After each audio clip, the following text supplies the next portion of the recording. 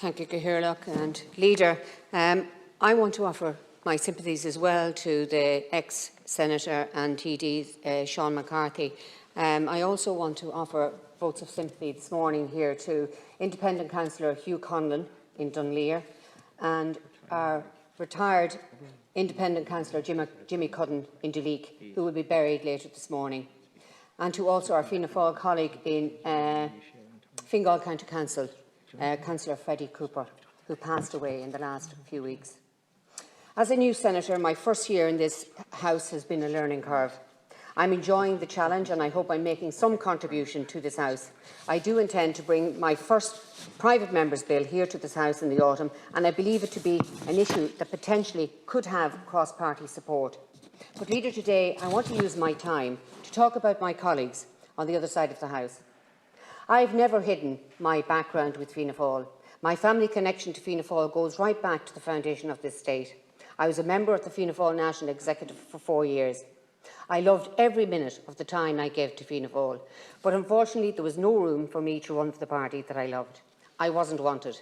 I say this because almost out of our 180 independent councillors, 87 of these are ex-Fianna Fáil. These unwelcomed men and women are some of the most hard-working community activists and local politicians in the country, yet Fianna Fáil didn't want them. This is not unique to Fianna Fáil.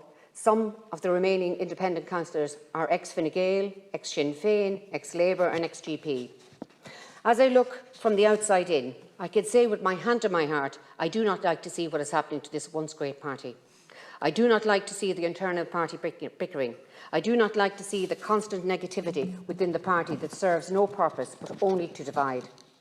This country needs Fianna Fáil. It needs a Fianna Fáil party of purpose, a party that's relevant, a party that appreciates grassroots level politics once again. It needs a party that will listen to the grass growing, know what's going on in every town, land, parish, village and town. While some may think we've never been more connected with social media, I would say it differently. This country does not need a party that will put its finger in the air on any given day to see what direction the wind is blowing and decides which direction to go in. We have the sock Dems for that.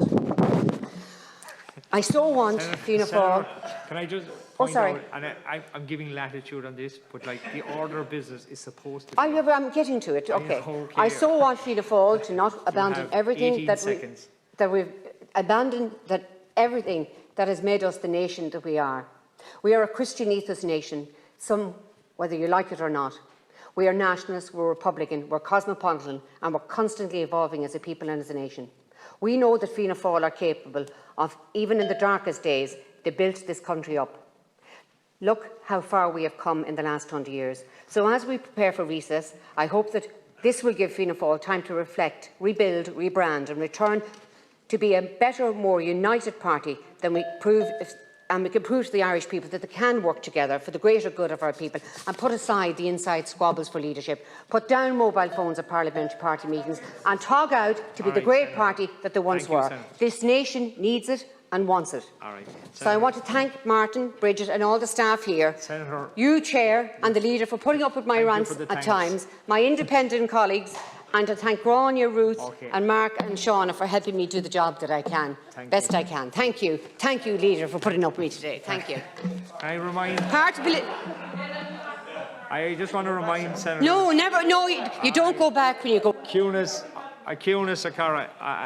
I do want to remind senators that the order of business is to be about the items before the House today. I thank the senator for her thoughts and input this morning on the order of business, but I do remind senators it is about the legislation and items before us today. It's important that members have an opportunity to acknowledge when they do make mistakes and remorse for it. Thank you.